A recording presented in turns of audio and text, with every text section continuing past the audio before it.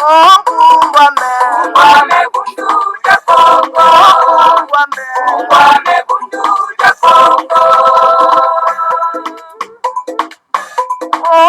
Ungwame bundu ya Kongo. Ungwame bundu ya Kongo.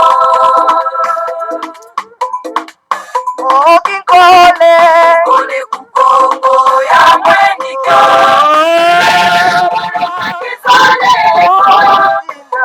Ya tena mane mumbane. Mukuluza kanda ya Kongo. Mukuluza kanda ya Kongo. Vita kukongo ya mwenizo.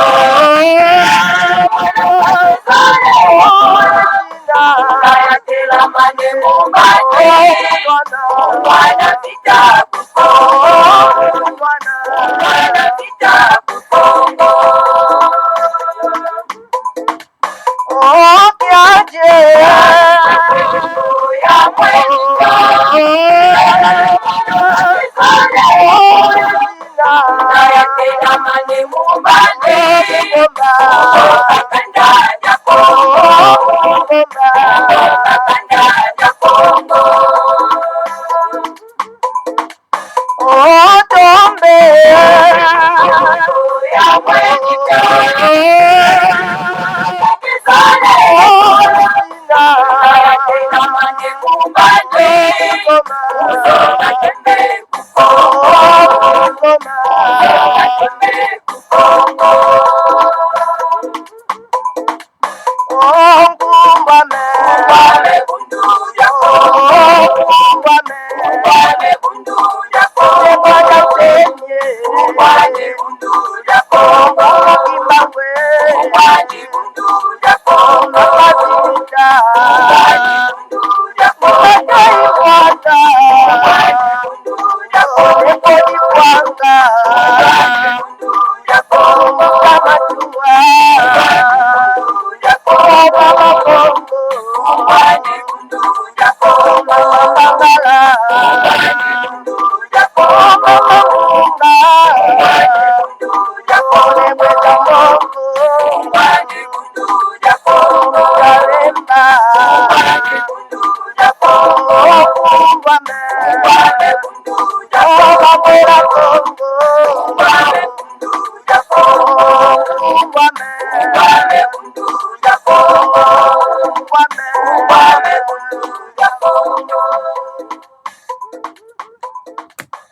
Matondo mingi bama batata bandeko balandi ya Congo bololo pe balandi ya 3 fois double radio kachupa.com tarabiso wana to yeli susu na plateau na mokolo malero. Alors bama batata bandeko en tout cas lelo ezali mokolo mwa mine ya poso mokolo mwa zomi na libwa sanza ya sambo mubo ya koto mibale na zomi na mwambi bongo tokomi bongo na ngonga ya tukumi bale na miniti zomi na sambo elingi koloba ete ngonga ya mwambi na miniti zomi na sambo ya sima ya nzanga. Alors nango bama batata bandiko ezali ya bino mbuta bopele bobala elingi koloba malamu koloba bopele bobala elingi koloba malamu koloba ezali na lokota ya bangombe biso toza bangombe bakombo na biso ezalaka toujours na ndimbola. Alors voilà tokenda kolokotaka bakombo ya bato mosusu te po ya komibamba na nzoto epa wapi oyebi ata ndimbola na yango te. Voilà bama batata bandeko bana lisanga atimati bayenge pe balosako na bino banso pe bambote na bino banso bozwi litomba penza boko kolanda biso na pokwa na lelo tokozala ba mokuso bama batata bandeko donc voilà maitolengeli mpona bino na pokwa na lelo donc ezali kaka mwa 3-4-6 ans bamama batata bandeko bana lisanga antimanti donc voilà tokosukisa bomo mesano bamama batata bandeko bana lisanga antimanti donc tokobanda tokosukisa te bolimbisi tokobanda nano na Congo dietu bamama batata bandeko bana lisanga antimanti donc Congo dietu après tokoleka solo penda tuka kopesa bino sango solo penda tuka ya monsieur Mbadu bamama batata bandeko monsieur Mbadu tokopesa bino message donc nouvelle na ye et puis bauti ko apprendre biso ke donc a précédé biso bama batata bandeko donc na monde il y a éternité donc na monde il y a bakulu bama batata bandeko bana lisanga timati monde éternité. Voilà. Donc voilà, après tout les casseroles pendant en tout cas na deuxième point, troisième point je veux dire en tout cas et puis en tout cas to komikana no ko parafé moi muke na ikambo etali soro pendant trouble na kati na mboka ya Rwanda to éviter ce qui est livré parce que tout ça ko mona yango te na ba média mosusu ba ma batata bandeko mais bandeko bazali ko tianga pression pour etena ko kasoro pendant en tout cas ko lukato ko ka ko confirmer bango vraiment sango wana ya rébellion na mboka ya Rwanda. Mais de toute façon, bah, tata bandeko, naza nano na information complète sur cette rébellion en République du Rwanda. Alors, de toute façon, toko banda kuluka malem be po ete toko ko récupérer information na bongo to ya ko tiango na kati na plateau ba ma tata bandeko le ke to tantonaka à tout moment ma tata bandeko. Et voilà, pour Nakosuki ça, en tout cas, et voilà, et bama batata bandeko moto babengi soro penda Hippolyte Kanambe, alias José Kabila, moi na tuti Rwandais, na mboka ya biso azako rien mettre parce que akuti ba ignorant dangereux na kati ya mboka wana.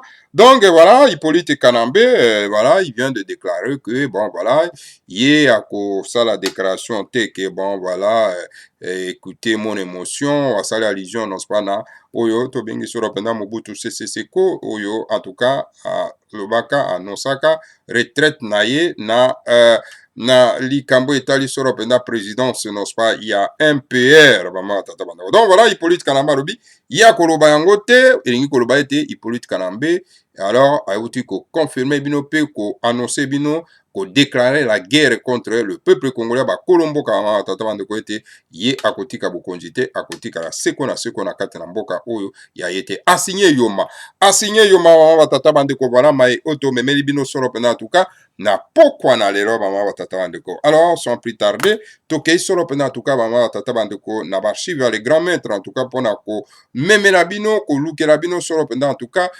Congo dieto ba tata banda ko Congo dieto et pa wapi bama tata bandeko to ko nano ko tangela bino yango bolimbisi to mekana ko tambusa nano page oyo pezama mobulu bama tata bandeko me to ko bunda na yango po to mikasura pena tuka ko tambusa yango bama tata bandeko to mikasura pena ko fungola yango pona ete to kwa ko tangela baimboka. Voilà, bolimbisi pona yango bama tata bandeko. Donc voilà.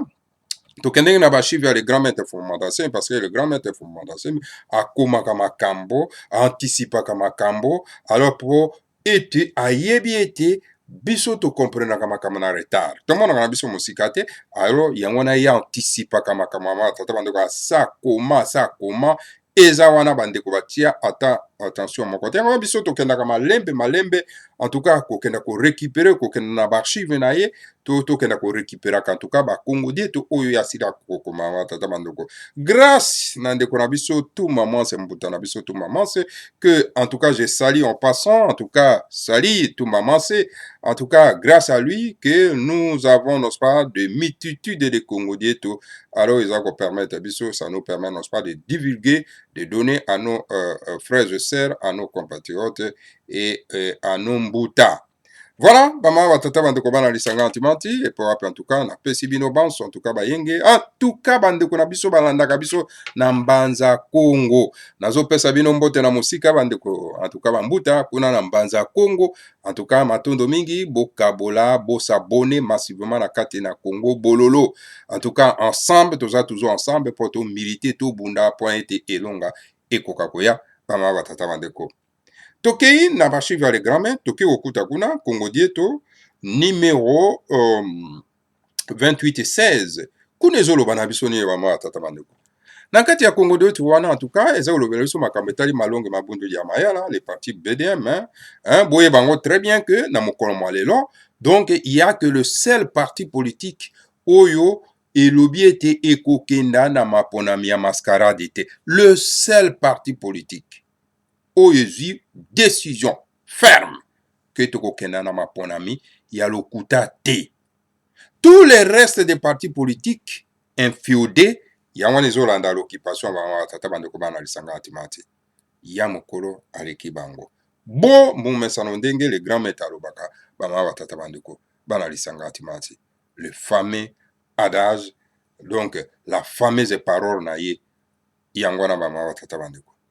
Donc voilà, botala bino moko, ndenge nini, bundu dia mayala, eza ko bunda yango moko, tandis que les autres, bazo tarabe kanyaka. Yango le grand maître sa koloba, pan, tango iso ete, tozana ba politiciens te na kati ya mboka. Ce ne sont que des politicaires. Ozomona, eza bato baza koluka kozwaka bakanyaka bambongo, bokomona bango bazoloba na moi me na butu bazokende pa Hippolyte Kanambe kozwaka bambongo na bango bamama tata bandeko. Alors Hippolyte Kanambe vraiment ayebi na ye asolo ke non na kati ya mboka wana, il y a pas de politiciens. Et c'est pour ça il n'y a pas de respect na mabibeko ya mboka, il n'y a pas de respect non pas botosi na mobeku likonzi et azosala azo réunion maître na kati ya mboko ezali ya yete. Voilà parce que à cause d'un manque, il y a des politiciens. Et voilà. Kuna le grand maître alobi, le poids économique est le pays confédéral bantou de l'Afrique centrale. Hein? Kuna le grand maître alobi nini. L'Occident a mis sur pied un plan de la recolonisation criminelle de l'Afrique. Or, l'Afrique n'a pas d'armes pour s'opposer à l'Occident. Boye bango kindenge otokoti awa. Mindele batie plan na bango ya ko recoloniser Kachopa, c'est-à-dire l'Afrique. Ya ko recoloniser Congo, c'est-à-dire l'Afrique centrale. Plan ezali wana, ezana mesa, yango moni bake ko lokota Hippolyte Kanambe mwanda na tuti Rwanda, pour représenter bango na kati ya mboka mwa tata bandeko. Bino zomona Hippolyte Kanambe aza ko s'entêter. Vous croyez que c'est Hippolyte Kanambe motaza ko s'entêter? Non, c'est zali ba mindere bato batie wana po ete a superviser ba biloko na bango eza na kati ya mboka wana ma tata bandeko pona plan na bango ya ko recoloniser mboka bana ya Kachopa ya kati ba tata bandeko. Yango tolobaka na daze na biso babiki soko moni na nzungu soso azali ya ko mona soso azali ya kotonda loba ete mama na soso azali na se. Yango na bozomona soki Hippolyte Kanambe aza ko s'entêter koboya koyamba ba Guterres, koboya koyamba ba Miki Ale, koboya koyamba ba nani ya commission européenne ya commission ya Union africaine, c'est parce que na se wana eza na bato oyo basimbi ye batieli ye jalon jale bama batata bandeko bana lisanga atimati. Alors donc le grand maître alobi awa alakisi bino pa azolakisa bino molakisi malamu fumu mwanda nsemi. Ngai kamusanga na bakongo ya bama batata bandeko bakongo bazokenda koyenga-yengaka lokola bana etike. C'est comme si ils n'ont pas un leader visionnaire, charismatique, teinté de la spiritualité. Bango bazokenda koyenga-yengaka. Kokendaka nde basima ya bamatezuro moto azali déjà maudit par le tout mwana nzambe. Kolandaka mbatu, kolandaka na bango mosene selere, kolandaka na bango donc bilanda ngombe, bankusu, bato bazata na eloko te. Bazo sesenganaka kotelinganaka, c'est comme s'ils n'ont pas un leader ou azo ko défendre ba intérêt na bama. Ezama wa bama tata bando. Et pourtant, un leader visionnaire, teinté de la spiritualité là, oyo ntumu na nzambe, oye kobikisa bana ba Congo, pe kobikisa la race bantu azawana. Olie bato simba ye loboko na loboko lokola ndenge mbuta bope bobala asimbi ye, me bango baza ko sesenganaka, baza ko lukaka lokola bana etike. Ezama wa bama batata bandeko. Oui, l'ignorance eza eloko mabe. Eze loko mabe penza bama batata bandeko. Alors le grand maître alakisi abitala bino moko, bozomona wana ete bamindele baza na plan na bango, basali plan na bango po ete bazonga lisusu kokonza biso na kati na Kachopa. Alors donc lokola pe biso na Kachopa tosalaka na biso pe mindoki te. Lokola pe biso toza na technologie te po tosala mindoki po ete tokoka kosopoze na bango, tokosala boni bolanda. instruction ya le grand maître ndenge apesi awa lokola biso toza na mindoki te tosalaka mindoki te toza na teknologie te bango bato baza na teknologie basala bamindoki ya koboma mokili ya kodétruire mokili lokola mpe biso toza bitula tokosala boni alo bakoya kolia biso écoutez le grand maître Fumumanda Semi azopesa bino basolution azopesa biso basolution ngwanda te akopesa bino solution zero wana mwana mosala ya baoccident esclave ya christianisme mwana mosala ya occident ozomona akopesa bino solution te hein?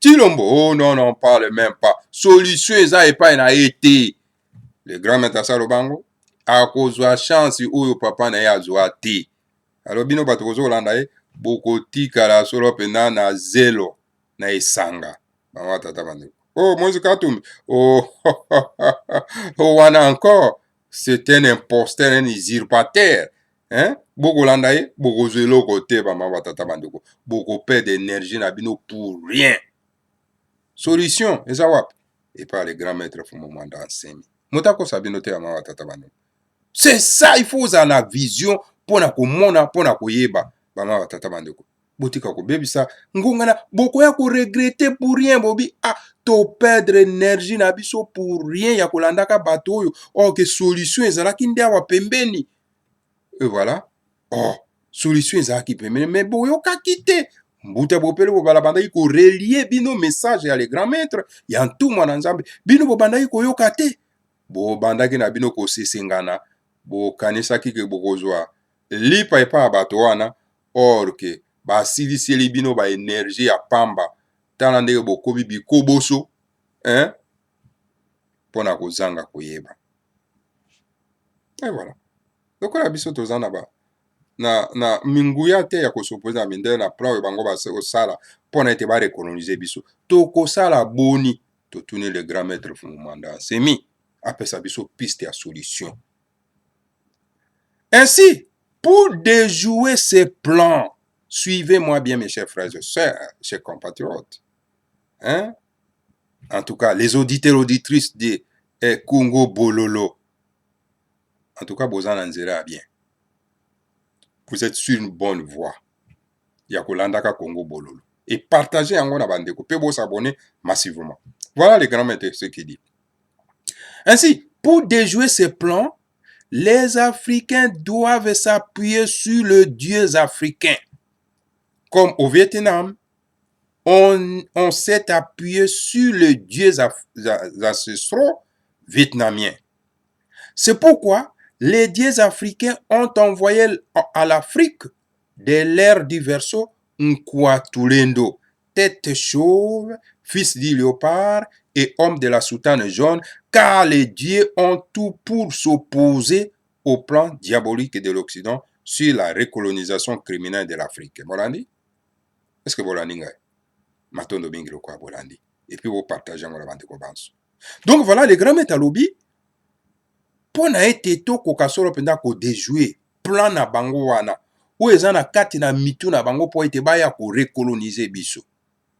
Esengeli bana na kachopa ba africain. Ba ko kasoro penda ko s'appuyer ko mipesa soro pende pa ya banzambe na bango ya ba africain. Banzambe ya ba payate. Hein? Nzambe ya ba payate. Te. O Dieu d'Israël. Te. Wana nzambe ya ba paya. O Dieu de Jacob. Te wana nzambe ya ba paya. Banzambe na biso ya ba africain. Ya biso. Bato na bato bazano ya bango. Vous comprenez? Pas moi, tata bando. Hein? Donc, lokola ba vietnamien, bango pe ba sapuyaki na banzambe na bango na ba koko na bango na banzambe ya ba koko na bango. Banzambe ya ba koko na bango ba vietnamien. Yango wana bomonaki, hein? Yango wana plutôt, yango bomonaki na Vietnam, hein? Bazwaki elonga na bitumbo oyo babundisaka bango. Alors, le grand maître alobi, c'est pourquoi yango wana donc esengeli bana na kachopa ba africain bana na kachopa parce que mboka na biso Afrique kombo na yango kachopa. Afrique ezali kombo bayaka kobamba. Esengeli bana na kachopa, hein? Basala nini? Bakoka solo pena en tout cas kobelela banzambe na bango. Hein? ozomona. Alors na yango bamama batata bandeko, na kati na banzambe oyo ya bana na katsopa, oyo batinda bango na kati na katsopa na ere oyo ya verso, bamama batata bandeko, esengeli bana na katsopa. Pona nini bana na katsopa esengeli basapuye bakoka kobelela banzambe ya bakoko na bango na ere oyo ya verso, pamba te Nkwatulendo aza na biso wana. Nkwatulendo aza na biso wana po asala mosala wana ya kodejouer plan diabolique wana ya bamindele ya koya korekolonize biso. Ese Nkwatulendo azali motuli bandi mwana ya nkosi epi ye alataka sutane ya jaune. Pamba tata bandeko, pamba te banzambe na biso baza na nyonso mpona kosopose na plan ya bosatana ya mindele oyo baza kosala mpo ete baya korekolonize biso d'une manière criminelle. Mama batata bandeko, bofungola matoi boyoka, bozalaka mpe matoi mangbongi. Banzambe na biso baza na nguya wana ya kodejouer plan ya liboma oyo bamindele baza kosala mpona ete baya korekolonize biso tokoma lisusu baumbu na bango seko na seko. Yango wana toza na kati na mboka Nkwatulendo. Bokoyeba Nkwatulendo ndenge nini? Libandi mwana ya nkosi ye alata kobele sutana ya jaune. Bamama batata bandeko, nakanisi boidentifie deja no? Boidentifie bokomaka lisusu nde kodiabolize Nkwatulendo. La conférence des puissances esclavagistes des Européens marchands d'esclaves à Berlin en 1885 a balkanisé anarchiquement l'Afrique sans tenir compte de la volonté du peuple négro-africain. L'Occident a tracé des frontières folles, absurdes et insensées qui ne tiennent compte de rien et qui ont délimité des colonies au contour plutôt absurde. Alors, grand maître Fumanda Samalubi, alobi na conférence à Berlin, oyo ezalaki solo penda ba puissance esclavagiste, oyo bazalaki ba marchand d'esclaves, c'est-à-dire bato bakendaki kaka kosombaka ba bombo. Bango na 1885 bango bakataka mindelo na bango bavandi mosika 8000 km bakati mindelo na bango balkaniser anarchiquement l'Afrique katsopa sans tenir compte ya volonté ya bapeuple négro-africain, sans tenir compte ya bakonte na biso ya mama tata bando. Et l'Occident ayei mindele bayei bakati mindelo ya maboma ezanga tina bamama batata bandeko oyo eza kotenir compte na rien du tout et puis badelimite bakolonie na bango.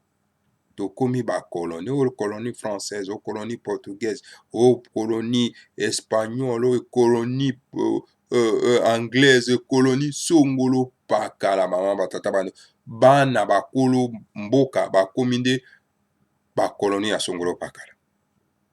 Mais c'est grave. Et lelo oyo omoni bandeko baza kodefendre bamindelo wana oyo basalaki yango 8000 km bakoko na biso bazalaki te bakomi kobenga yango ke non o mboka bakoko na biso batikelaki biso. Onga naza révolutionnaire mpo nazo défendre mboka oyo bakoko na biso batikelaki biso. Mboka nini oyo bakoko na batikelaki bakolombe nde bazalaka bakoko na nga nayebaka te. Parce ke mindelo wana bakolon bato basalaki yango epi basalaki yango te po ezala na bénéfice na yo ndeko zokolanda, basalaki yango po na bénéfice na bango. Mais yo soko temo défendre bamindelo wana elingi koloba ete yo ozali encore na moumbu okokoloba te ke ozali révolutionnaire moto azali koya kobuka mindelo oyo bakolon basalaki po na intérêt na bango. Et voilà un révolutionnaire.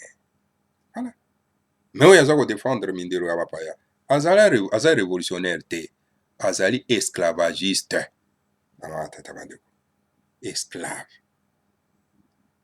Le peuple négro-africain a l'obligation de combattre les frontières absurdes de la conférence de Berlin. D'ailleurs, pour les dieux africains, il n'y a que 5 pays confédéraux en Afrique, à savoir alobibo abi ba peuple négro-africain bana na kachopa baza na obligation ya kobundisa mindelo ya maboma oyo basalaki na conférence de Berlin. Pamba te d'ailleurs kutu banzambe ya bana na kachopa bango bamonaka na kati na kachopa ezali tout simplement na biteni mitano ya liboso. Les pays confédéraux, fédéralisme moderne américain, dont la province s'appelle un État de l'Afrique du Nord, le pays confédéral de l'Afrique de l'Ouest, le pays confédéral bantou de l'Afrique centrale. Donc, il y a liboso, comme on a donc, omoni, ba province ekokoma ba État, parce que n'était pas na biso de des provinces, ba province wana ekokoma ba État. Okomona Afrique du Nord, Afrique donc de l'Ouest, et puis voilà, et les pays de confédération bantou de l'Afrique centrale, et Sikabisoto Vandeli Mokili. Les pays confédéraux de l'Afrique de l'Est, le pays confédéral de l'Afrique australe, l'objectif actuel pour l'Afrique est l'intégration harmonieuse de chaque pays confédéral de l'Afrique. Tina wana ezali nini? Bato na bato bavandi na mwa biteni na bango po ete se préparer pour na grand ensemble. Ozomona? Po tokokenda na grand ensemble en désordre te, mais na ordre. Yango wana etuka na etuka na etuka na etuka na etuka na etuka esengeli babongama ba se préparer, alors po ete to se préparer pour na grand ensemble. Bakendaka na grand ensemble na nyamu nyamu te, bana batata bandeko bana lisanga antimati. Voilà. Alors, toke na point 7. La Silicon Valley appartient aux Américains. La forêt de l'Amazonie appartient au Brésil, aux Brésiliens bien sûr. Tandis que les bassins du Congo appartiennent au peuple bantou de l'Afrique centrale, donc de l'Union de Timanti. Yango no moni Silicon Valley kuna ezali pona ba Américain. Ezali pona yo bana na kachopa te. Et zamba ya Amazonie ezali pona ba Brésilien. Mais tandis que bassin ya Congo ezali pona race bantu na kati na kachopa ya kati, donc na Union de Timanti. Ezali ya biso. Ezali bato mosusu te po baya kosakana yango bango batata bandeko. L'erreur que les Bantous de l'Afrique centrale ont commise ces 50 dernières années est de ne compter que sur les seuls millions de dollars produits au Congo central et au Katanga. Mbeba oyo bana na kachopa ya kati, la race Bantou esali na kati na mbula tuku mitano oyo eleki yali panda. Ezali parce que ba kontaki na bango kaka na ba millions de dollars oyo Congo central ebandaki ko produire, pe Katanga ebandaki ko produire ba nini azékamine etc. To bandaki ka ko compter sur des états wana. Ezo erreur moko monene to salaki. En pompant trop cet argent vers votre province, et pourtant potentiellement riche, mais qui ne produit rien au trésor national, les Congo central et les Katanga n'ont plus d'argent pour leur développement et l'amélioration des niveaux de vie de leur peuple spécifique de la province, donc de l'État provincial. C'est pourquoi désormais les Congo central et les Katanga doivent s'opposer à cette exploitation odieuse. Le ciel me voit. Le gouvernement de Fumada semi alobi boy. Na ko pompaka solo pena mbongo ebele ezokuta na kati na province baza ko pomper mbongo ba mama tata bandeko. Et pourtant ba province misusu wana ezali potentiellement riche.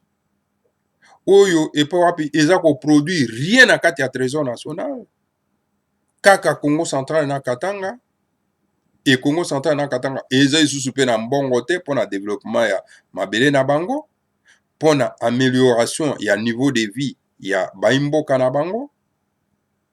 Alors donc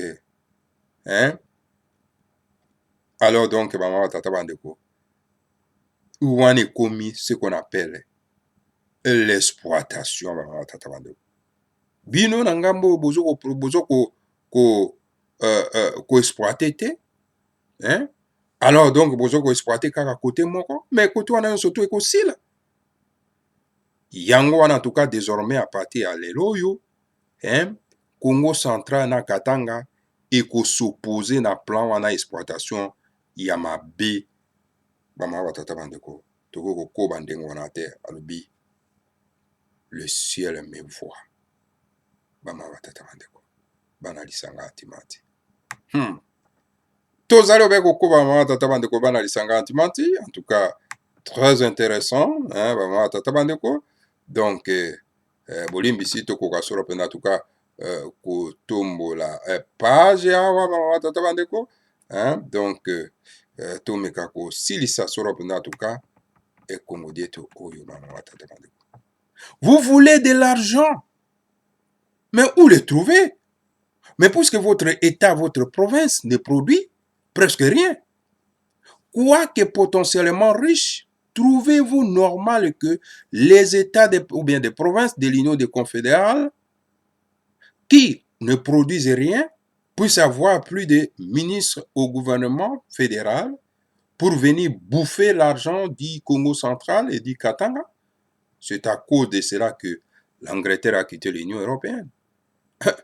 Mais bolobi que bolingi mbongo, bolingi mbongo, Équateur, bolingi mbongo, mais bokozwa mbongo wapi?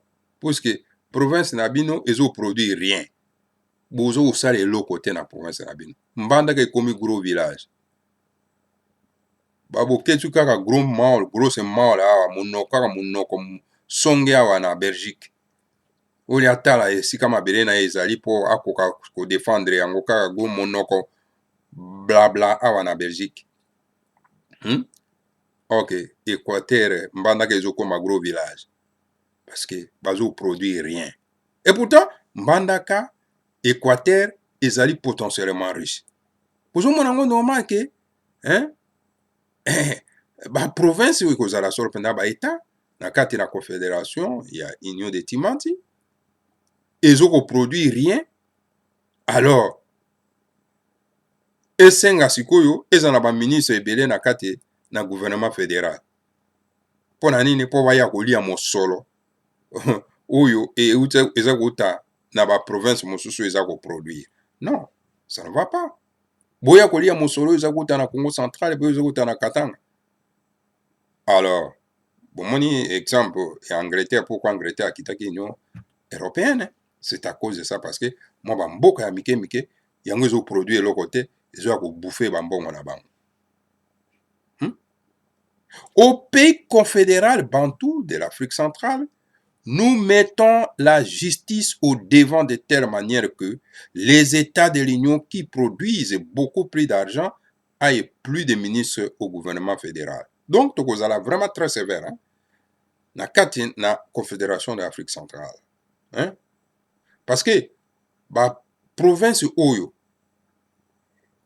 ko produire beaucoup biloko ebele ba mbongo ba richesse ebele yango ne kozala ba ministre ebele na kati ya ya gouvernement fédéral. Mais soki bo produisaka bino rien bokozwa ministre ebele te na kati ya gouvernement ba tata wana eza te ke boza ba fenia ba paresse boya po boliaka mbongo ya gouvernement fédéral oyo eza kota na ba province oyo ezosala mosala esengeli esalema te.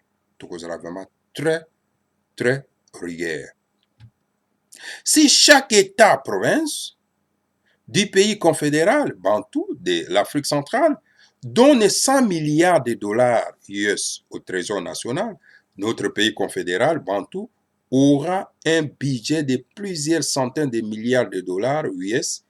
Partant, nous pouvons tout faire pour améliorer le niveau de vie de notre peuple bantou et de l'Union de Timanti, donc de l'Afrique centrale, Ingeta, Ibobo, Ibobo. Le grand maître Fumando Semarobi, ce qui chaque province, chaque État, chaque pays confédéral et race bantou, dans l'Afrique centrale, et produit et paie si milliards de dollars dans le trésor national.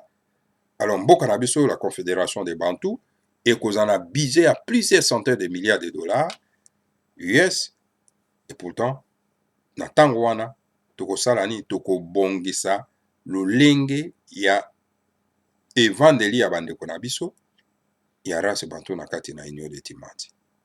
Donc voilà, maman, tata bandeko, on est le message à le grand maître Fumanda Nsemi, oyo projet ya kobongisa mboka na biso oyo azali na yango. Tala projet kitoko, mais bandeko baza kolandaka baki pangala, bato ba makere mawenze baza koluya koede soro pena tuka apaya baya ko rekolonize biso. Voilà matondo mingi bama batata bandeko wana ezalaki Kongo dieto na koyi kopesa bino bama batata bandeko po na mokolo mwalelo. Alors pona kosukisa bama batata bandeko po tokoka soro pena tuka kosukisa na mokolo mwalelo tokosukisa soro pena na nouvelle oyo tozwi awa. Tozwi nouvelle que M. Mbadou alias Jacques oyo azalaki nationalité sud-africaine, c'était au Congo, mais qui est la nationalité sud-africaine. Alors donc, M. Mbadou vient de nous précéder, vient de nous quitter, vient de rendre l'âme. Aouti kozonga na mokili ya molimo wa mawa tata bandeko. Et qui est Mbadou? Mbadou ezali moto oyo aluka kiliwa ya le grand maître Fumanda Nsemi. Mbadou ezali moto asalaki na occupation pe atiaki le plan diabolique ya koorganiser, n'est-ce pas, ya koorganiser ba élément terroriste kolatisa bango uniforme ya bamakesa po ete bakwa kosala désordre na kati ya Congo central. Et voilà, plan diabolique na ye wana to dénonçaka yango na kati na ba Congo bololo awa ba tata bandeko. Et voilà, ce monsieur là vient de nous quitter, vient de rendre l'âme bama batata bandeko bana lisanga timati. Wana information tote kozwa na kati na plateau ba tukoko isanga yango awa avant que na koka soro penda ko banda émission na biso. Voilà, toko vérifier cette information na mikolo mizali koya soki eko s'avérer juste et vrai. Alors tokei soro penda na deuxième point. Deuxième point, ils allaient toujours dans le cadre de la vérification, maman, tata bandeko ya information. Toyoki toujours que na Rwanda, il y a une rébellion. Rébellion, ils ont ça la rage, pour na koluka ko renverser en tout cas. Donc, grand terroriste, il y a tout le temps, Tobengi Soropenda Kagame. Et alors, voilà, bah, adversaire naïe, bah, zako sala Soropenda rébellion pour va renverser, bah, ma tata bandeko. Alors, toko senga na bandeko na biso bazali mieux informé. Bakoka solo penda kotinda biso na plateau ya Congo Bololo pour ete tokoka solo penda ko analyser yango d'une manière fiable cette information parce que biso to zakoluka information wana maintenant no tozwi yango penza te po tokoka solo penda ko vendre yango pona ko sala bino détail na yango ba tata bandeko. Alors bandeko na biso oyo en tout cas basaka toujours ba recherche ya ba information. Toza na ba service oyo esalaka solo penda recherche ya ba information et koka kotindela biso na plateau ya Congo Bololo pona ete tokoka ko analyser yango ba mama tata bandeko bana lisanga tumati. Voilà l'information na ko pesa bino yango wana. Et pour terminer ba mama tata bandeko, donc voilà, Hippolyte Kanambe vient de déclarer la guerre. La guerre contre qui? La guerre contre le peuple congolais. Hippolyte Kanambe c'est un tout Rwandais, mboka wana ezali mboka na ete, mais il y a aussi ko déclarer à lobi que non, écoutez, il y a koloba te que il est jamais à côté que la koloba, donc comprenez mon émotion. Cela veut dire quoi? Ayebi bino ke il a démissionné na poste ya président de la République était il a côté kalawana seko na seko. Voilà le message que Hippolyte Kanambe à s'adresser na bino bama batata bandeko bana lisanga timati. Alors maintenant, la guerre doit maintenant commencer. CRC, on appelle ça qui ultimatum jusqu'à le 12, le 13, le 14 août, ce n'est pas la peine ya causer là. Alors, esengeli mosala ya kubinga na Hippolyte Kanambe, soulèvement populaire ekoka kobanda sika oyo tokozela lisusu te, parce que notre peuple va continuer à mourir à petit feu. Voilà. Sans détail. Ouais. Voilà, maman, batata bandeko, déclaration de guerre oyo Hippolyte Kanambe autikopesa. Deux, mosusu, moto babengi Tambwe Mwamba. Tambwe Mwamba, c'est un touti burundais. Tambwe Mwamba, ce n'est pas un Congolais. Tambwe Mwamba zali ya race bantu te. Tambwe Mwamba, c'est un touti burundais oyo aya na mboka na biso illégalement. Mama batata bandeko esengeli tokoka kobenga na ye azonga na mboka na ye. Alors Tambwe Mwamba aza ko qualifier bandeko na biso oyo baza kobunda mpona mboka mpona ete l'ordre constitutionnel institutionnel kwa kozonga abengi bango donc babolole mama batata bandeko bana lisanga na timati. Voilà, bapaya baza kosaka na biso na kati ya mboka na biso. Me bandeko na biso basala bamapinga baza wana. Baza ko se révolter te. Meme bazo sala bango déclaration oyo eza ko humilier bango. Bafandi na bango bayokaka ba déclaration batolo kwa Tambwe Mwamba. C'est un étranger. C'est un touti burundais. Il n'a rien à voir avec le Congo. Voilà même bandeko na biso baluba baza ko interpréter ete aebisa bango esika wapi ba ye azwa kombo na bango alataka yango po asalaka na yango bozo bazosala yango na kati ya mboka. Esengeli bandeko na biso baluba bainterpere ye alobaka niti luba ayebi yango te. Lingala oyo na kati na Congo bato ebele balobaka tobi te obligatoire aloba mais alobaka yango te mais alobaka monoko na ye ya Kinyarwanda.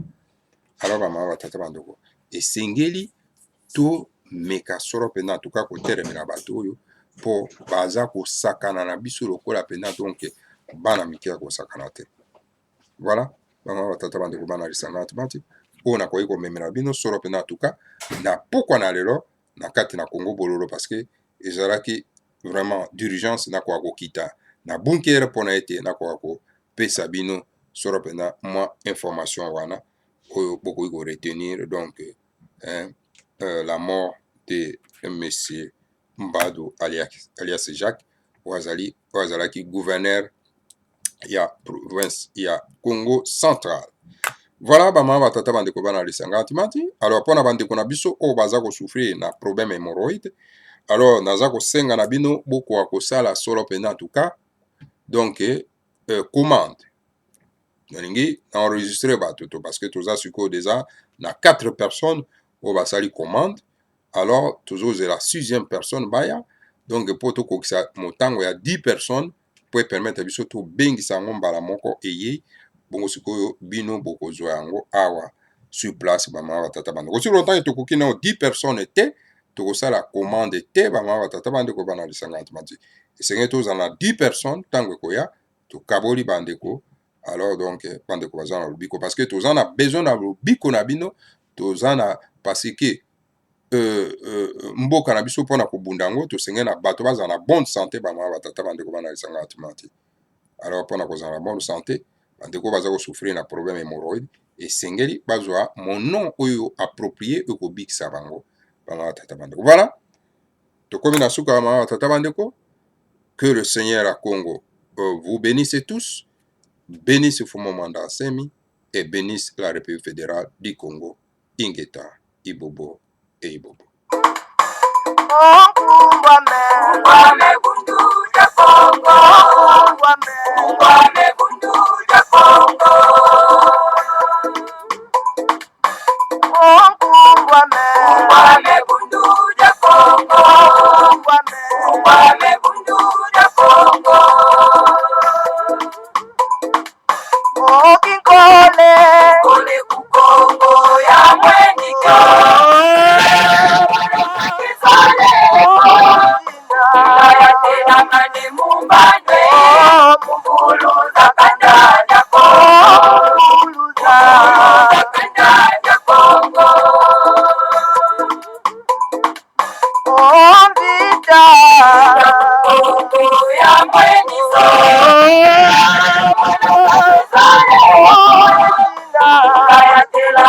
mumbane Bwana vitabu Kongo Bwana vitabu Kongo Okiaje ya mwekito